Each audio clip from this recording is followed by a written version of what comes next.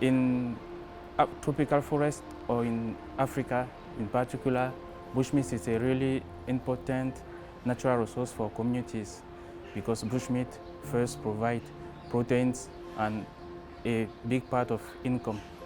In Africa, they consume about 6 million tons of bushmeat per year. So the overall goal of the PhD is to evaluate the effectiveness of reciprocal environmental agreement on ecological integrity and livelihood of local communities in the Jacht Biosphere Reserve in Cameroon. The goal was to sign with individuals an agreement that says that if you slow your hunting intensity, you can have like an accompaniment on alternative activities like cocoa production and fishing. Another important activity also was sensitization campaigns, where we organize like events where population can be sensitized on the advantage the wildlife can bring them, other than if they are killed for bushmeat. In the area, we have about like 200 households, and in a household, we can have like more than one hunter. So we just focus on 86 who signed the agreement and 57 that do not sign, that was present in the village all over the time of the project. The work with us was not obligatory, so it was a voluntary choice for them to work with us.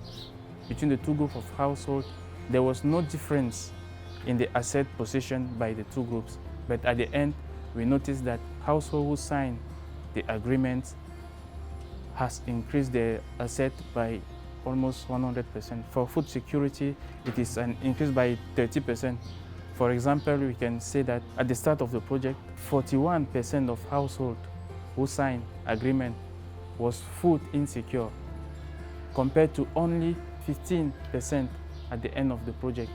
We noticed a decrease in the time spent in hunting for hunters who signed the agreements. Another result that can be related to the ecological integrity is the mean body mass indicator of bushmeat they bring from the forest. We noticed that mean body mass indicator did not change between the years, meaning that there is no depletion in the forest. So we noticed that hunters who signed agreement hunted less with firearms at the end of the project than at the start. And also, they consume more bushmeat they bring back from the forest and sell less.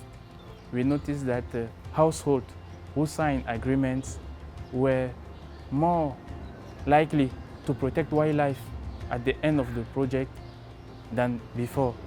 We see that it can really result in cultural change. Of course, the change can be slow, but there's surely a change because we have seen from the results that people gradually reduce their hunting activity, let's say the intensity of hunting activity, the frequency of hunting, and they start relying on other sources of income like cocoa farming and the sales of cocoa and fishing. So this reciprocal environmental agreement, they really have a strong potential to bring tangible conservation results. This approach to conservation can be applied to different types of contexts worldwide actually, whether it's fish, whether it's forest protection, anything can fit into that because the basic idea is you have people who rely on maybe nature for their livelihood, and if they enter in some sort of agreement to decrease their impact on nature and accept like some sort of technical support, then they will find out that they are better off than what they do is to do just like destroy nature, and in the end there's no more nature and they also have no livelihood. So what we did in this PhD project was more like a case study in the jar, but the results can be applicable to any ecosystem and any type of, let's say, rural setting.